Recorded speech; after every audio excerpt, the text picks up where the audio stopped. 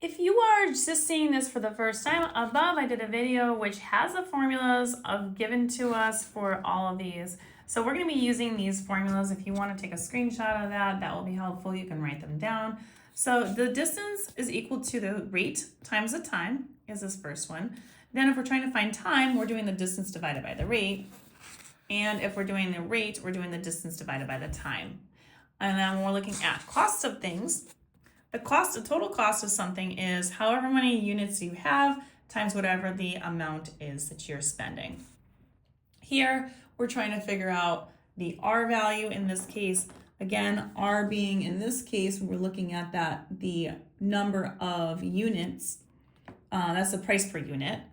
And we take the total cost, we divide it by the number of units that we have. And then our last one is if we are looking to find out the total number of units, I would take the cost and divide it by whatever the price is that I have. So depending upon what it is that we're looking for in these problems, we're going to use one of those 6 equations to solve them. So if we have a total cost that we're trying to figure out with 4 flats of plants at $12 a piece, all we're going to be doing is a simple multiplication with this. So we would just be looking to find out what the missing piece is. So we have 4 flats, and hopefully this gets turned on. 4 flats at $12 a piece. 4 times 12 gives me 48, which means this would cost me $48 at the store if I was buying those. Find the total cost of 12 boxes of cookies if each box is $3. So I want to know if 12 boxes is going to cost me, if there's $3 a piece. So all I would do again is a multiplication. We have 12 boxes, $3 a piece. This is 12 times $3. That would be $36. So that would be the answer to this question. And the next question, if we have 4 tires that cost $320, how much does each single tire cost me? So this one is going to be a division. I'm going to take the total cost that I have, which was $320. I'm going to divide it by the 4 tires that we could buy, which means each of them is going to be $80 a piece. So that would be how I go ahead and do that one. Typically, if you're buying tires, you got to buy more than just one, unfortunately. All right, moving on to the next one. How many tickets would you get if you have $25 for $25 if the raffle tickets cost $5 a piece?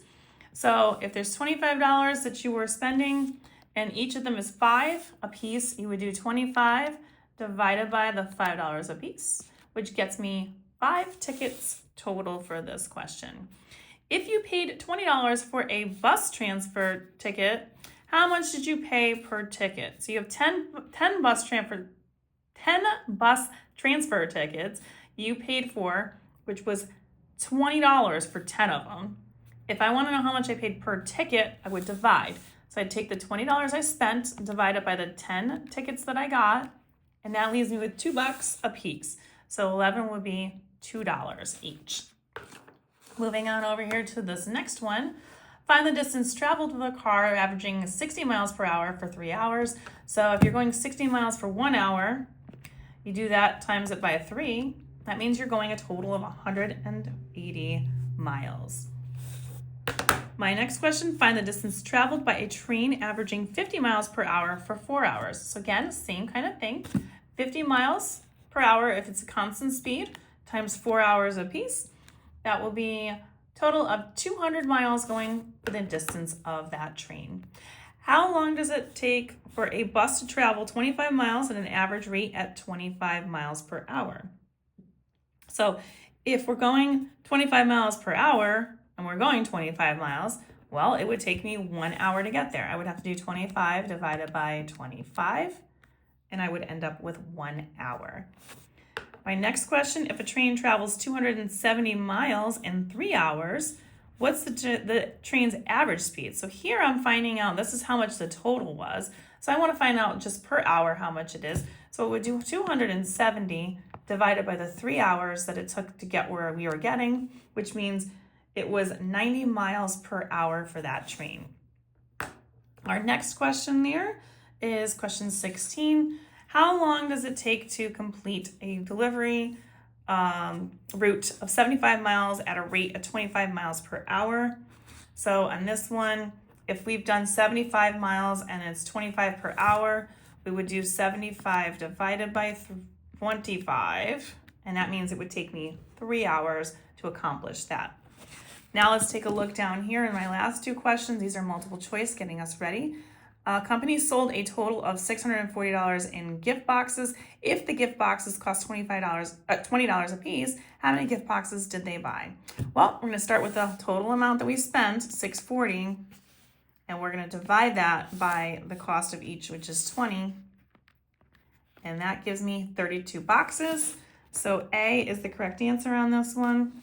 And my final question, a truck driver traveled 275 miles in 5 hours. What was the average speed per hour? So if we're trying to find that, we're going to do a division of that.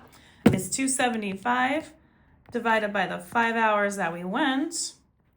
That means it is 55 miles per hour, which means D is the correct answer. If you want more questions like these, find them on my YouTube, Instagram, and TikTok at U1 Algebra.